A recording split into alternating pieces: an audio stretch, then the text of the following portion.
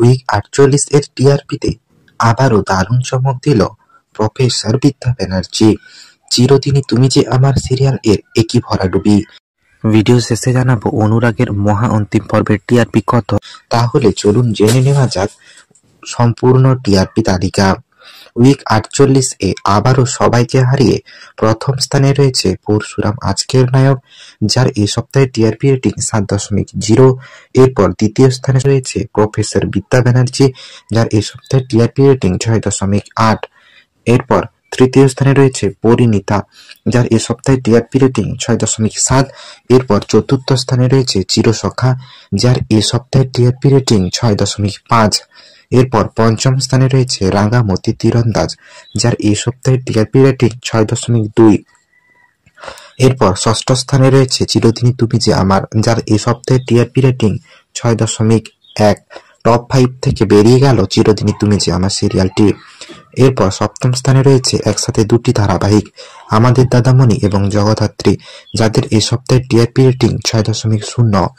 এরপর অষ্টম স্থানে রয়েছে একসাথে দুটি ধারাবাহিক, উমর দরদিয়া এবং ফুলকি, যাদের এই সপ্তাহে টিআরপি রেটিং ৫.৮।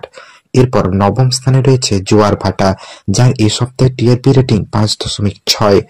এরপর দশম স্থানে রয়েছে লক্ষ্মী জাপি, যার এই সপ্তাহে টিআরপি রেটিং ৫.৫।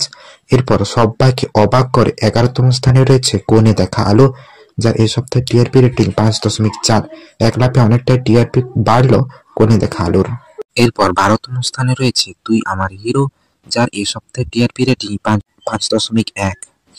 এরপর ১৩তম স্থানে একটু পিছিয়ে কম্পাস, যার এই সপ্তাহে টিআরপি রেটিং ৫.০।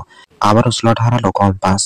এরপর ১৪তম স্থানে হাইস্ট টিআরপি দিল কুসুম, যার এই সপ্তাহে টিআরপি রেটিং ৪.৮। এরপর ১৫তম স্থানে মিলন হবে কতদিনে এবং গৃহপ্রবেশ এর যৌথ টিআরপি ৪.২। এটাই ছিল মিলন হবে কতদিনের ওপেনিং টিআরপি। খুবই খারাপ টিআরপি দিল মিলন হবে কতদিনে। এরপর ১৬তম স্থানে রয়েছে ভোলে বাবা পার কারেগা, কিছুটা টিআরপি কমে এই সপ্তাহে টিআরপি রেটিং ৩.৫। এরপর ১৭তম স্থানে রয়েছে আনন্দী, যার ৪৫ মিনিটের টিআরপি রেটিং ৩.১। এরপর ১৮তম স্থানে রয়েছে গৃহপ্রবেশ এবং শুভ বিবাহ, যাদের যৌথ টিআরপি ২.৬।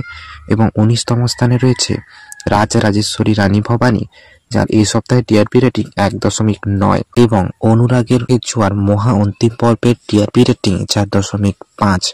তো এই ছিল আজকে সম্পূর্ণ টিআরপি রেটিং। ভিডিওটিতে একটা লাইক দিয়ে চ্যানেলটাকে সাবস্ক্রাইব করুন। দেখা হচ্ছে পরের ভিডিওতে। ধন্যবাদ।